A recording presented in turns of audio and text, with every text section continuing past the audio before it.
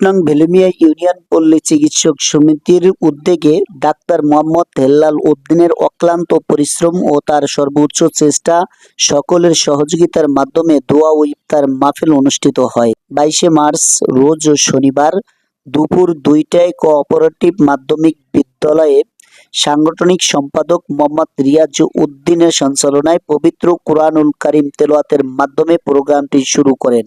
প্রোগ্রামে শুভেচ্ছা বক্তব্য রাখেন পল্লী চিকিৎসক সমিতির সভাপতি ডাক্তার মোহাম্মদ হেলাল উদ্দিন। তিনি মহান আল্লাহ রাব্বুল আলামিনের কাছে শুকরিয়া এবং সকলের উপস্থিতিতে ধন্যবাদ জানিয়ে তিনি বলেন, আমি সভাপতির পদের জন্য কখনো কারো কাছে ভোট চাইনি।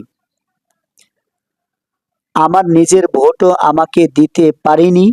আমি অন্য কাউকে যোগ্য মনে করে তাকে ভোট দিয়েছি। আপনারা সবাই আমাকে ভোট দিয়েছেন এবং সভাপতির আসনে বসিয়েছেন।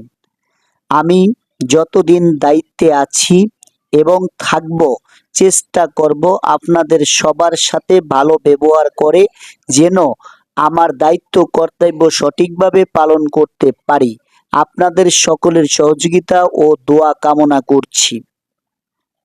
ওই সময় উপস্থিত ছিলেন প্রধান অতিথি বাংলাদেশ জামায়াতে ইসলামী ভেলুমিয়া ইউনিয়ন আমির, কোঅপারেটিভ মাধ্যমিক বিদ্যালয়ের সিনিয়র শিক্ষক সকলের শ্রদ্ধাভাজন মাস্টার মোহাম্মদ ইউনুস আলী। আরও উপস্থিত ছিলেন ভেলুমিয়া আইডিয়াল কলেজের প্রিন্সিপাল মোহাম্মদ ইব্রাহিম খলিল, প্রধান আলোচক সংগঠনের সহ সভাপতি মাওলানা মোহাম্মদ জসিম উদ্দিন সহ অন্যান্য সদস্যবৃন্দ। সকলের উপস্থিতিতে দোয়া ও মুনাজাতের মাধ্যমে ইফতার ও দোয়া মাহফিলটি শেষ করেন। সেইভাবে কাজ করবে, সেই আলোকে আমরা সাধারণ চেষ্টা করতেছি। আমি কিন্তু কাউকে বলি না যে আমাকে ভোটে নির্বাচিত করেন, এমনকি আমার নিজের ভোটটা আমি যেহেতু আমাকে নির্বাচিত করছে, আমার চেষ্টা হলো এই চিকিৎসা এবং পরকালেও লাভবান হতে পারি, সেই আলোকে এই করার জন্য সেই সুযোগটা করে দিচ্ছেন।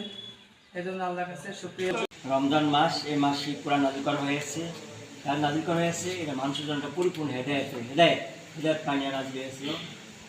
আর উদ্দেশ্য কি, এরা মানুষকে সঠিক পথ দেখাবে আর সত্য মিথ্যা মধ্যে পার্থক্য নির্দেশ করবে। অ্যাকচুয়ালি কোরআন নাযিল হয়েছিল মানুষকে হেদায়েত দেওয়ার উদ্দেশ্যে।